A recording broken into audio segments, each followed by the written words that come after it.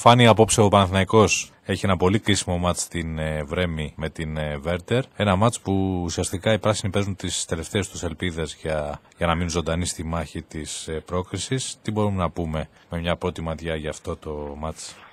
Οπωσδήποτε είναι ένα πολύ δύσκολο παιχνίδι για τον Παναθηναϊκό, καθώς αντιμετωπίζουμε μια πολύ καλή ομάδα και μια απρόβλεπτη ομάδα. Η Βέρτερ Βρέμης είναι μια πολύ καλή ομάδα και το έδειξε τον τελευταίο αγώνα με τη Χέρτα, η οποία Χέρτα είναι μια πολύ δυνατή ομάδα εκτός έδρας, αλλά η Βέρτερ Βρέμης προερχόταν από άτυχα αποτελέσματα και έδειξε ότι με όλα τους τα ατού μέσα στην ομάδα είναι πολύ δύσκολο να την κερδίσει κάποια ομάδα. Η Βέρτερ είχε ένα αρνητικό σερί, 4 ανεπιτυχή μάτς είχε στο γερμανικό πρωτάθλημα, 2 στο Champions League. Ξέσπασε, όπως είδαμε, κοντά στην Χέρτα. Τι πρέπει να προσέξει ο Παναθηναϊκός σε αυτό το μάτς, έτσι ώστε να πάρει ένα θετικό αποτέλεσμα? Είναι πολύ δύσκολο να πούμε τι να προσέξει και τι όχι. Πρώτα απ' όλα πρέπει να είναι πολύ καλά αμυντικά, έτσι ώστε να ισορροπήσει την πίεση που θα έχει η Βέρτερ Βρέμης, καθώς η Βέρτερ Βρέμης επιθετικά είναι μια πολύ δυνατή ομάδα. Και από εκεί και πέρα να εκμεταλλευτεί τα αμυντικά κενά που έχει η Βέρτερ Βρέμης και να χτυπήσει την αντεπίθεση. Αμυντικά κενά τα οποία έχει και ο Παναθηναϊκός, έτσι. Η άμυνα φέτος είναι το μεγάλο αρνητικό στοιχείο για την ομάδα του Χενδεκάτε. Οπωσδήποτε υπάρχουν αμυντικά κενά, αλλά αυτό το παιχνίδι είναι, πιστεύω, το μάτι της χρονιάς για τον Παναθηναϊκό, γιατί αν χάσει θα είναι πολύ δύσκολο όχι μόνο να βγει στο Champions League, αλλά να βγει και στο UEFA μετά από αυτά τα αποτελέσματα. Έτσι ο Παναθηναϊκός πρέπει να τα δώσει όλα, τουλάχιστον να μην χάσει, αν να μην κερδίσει, να μην χάσει κιόλας. Ποιο πιστεύεις ότι θα είναι το κλειδί στο μάτς της Βρέμης?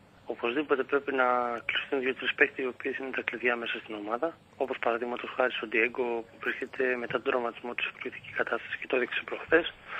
Ο Πιζάρο και ο Όξιλ. Οι 3 παίκτες πιστεύω κάνουν τη δουλειά μέσα στην ομάδα. Πριν από λίγο καιρό σε δηλώσεις σου είχες τονίσει ότι ο Παναθηναϊκός πολύ δύσκολα θα καταφέρει να φύγει νικητής από τη Βρέμη. Το πιστεύεις ακόμα? Οπωσδήποτε.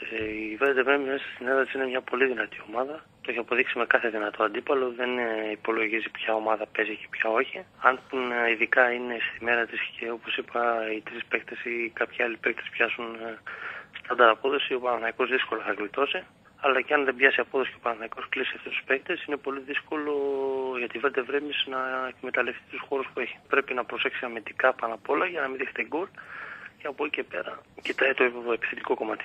Φάνη, την Κυριακή έχουμε το κλασικό ντέρμπι του ελληνικού πρωταθλήματος. Ο Παναθηναϊκός λίγες μέρες μετά το μάτς της Βρέμης αντιμετωπίζει τον Ολυμπιακό στο Ολυμπιακό Στάδιο. Ένα μάτς που ο Ολυμπιακός πάει με το πλεονέκτημα των 5 βαθμών από τους πράσινους. Πώς έχεις δει τις δύο ομάδες φέτος? Βάσει εικόνας και βάσει αποτελεσμάτων, ο Ολυμπιακός αυτή τη στιγμή είναι πρώτος. Από εκεί και πέρα και οι δύο κάνουν πολλές μεταγραφές. Από ό,τι δείχνει ο Ολυμπιακός υπερέχει στα σημεία. Οι μεταγραφές οι οποίες έκανε έδειξαν πιο πολύ και έβγαλαν πιο πολύ γρήγορα τα χαρίσματά του στο γήπεδο. Από εκεί και πέρα ο Παναθηναϊκός πρέπει να προσέξει πάρα πολύ. Παίζει μέσα στην έδρα του βέβαια, αλλά αυτό δεν λέει τίποτα. Αν δεν εκμεταλλευτεί την έδρα και δεν παίξει σοβαρά, ο Ολυμπιακός είναι μια πολύ καλή ομάδα, όπως και ο Παναθηναϊκός, και έτσι πρέπει να προσέξουμε. Έχεις ξεχωρίσει κάποια από τις δύο ομάδες? Πιστεύεις ότι είναι φαβορί, δηλαδή κάποια για την κατάκτηση του τίτλου, είναι πολύ νωρίς ακόμα?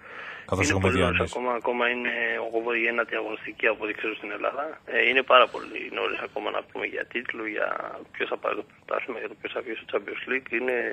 Ακόμα δεν έχει παιχτεί ούτε το 1/3 του πρωταθλήματος.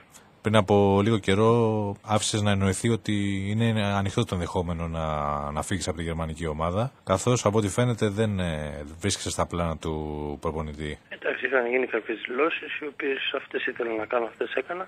Από εκεί και πέρα κοιτάμε μπροστά. Έχουμε συμβόλαιο 2,5 χρόνια, δεν μπορούμε να κάνουμε τίποτα, αλλά αν συνεχιστεί αυτό, όπως είπα πάλι, δύσκολο να μείνουν στην ομάδα τη στιγμή που δεν υπολογίζουμε για τους βασικούς.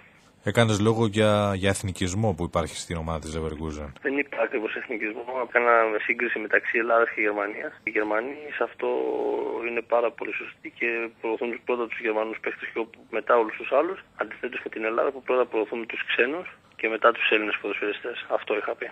Υπάρχει κάποια πρόταση, υπάρχει κάποια ομάδα? Είναι πάρα πολύ νωρίς, πρώτα απ' όλα είναι πολύ νωρίς και κατά δεύτερον, όπως είπα, θα ζευγεύουμε με συμβόλαιο και τον πρώτο που έχει Leverkusen. Να πούμε λίγο και μερικά λόγια για την εθνική ομάδα. Είμαστε αισιόδοξοι για την πρόκριση στα τελικά του Μουντιάλ. Ήρθε ένα κακό αποτέλεσμα με την Ελβετία. Είμαστε ακόμα πρώτοι. Όπως είπα, Παίρνοντας, το καλό είναι ότι είμαστε ακόμα πρώτοι. Εντάξει, ήρθε ένα άτυχο αποτέλεσμα, αλλά δεν ήρθε η συντέλεια του κόσμου. Έχουμε άλλα 6 παιχνίδια μπροστά μας. Θα κοιτάξουμε να διορθώσουμε τα λάθη που κάναμε με την Ελβετία και να κοιτάξουμε το μέλλον. Σίγουρα υπάρχει αισιοδοξία, είμαστε αισιόδοξοι και πιστεύω είναι στο χέρι μας για το αν θα καταφέρουμε να πάμε στο Μουντιάλ.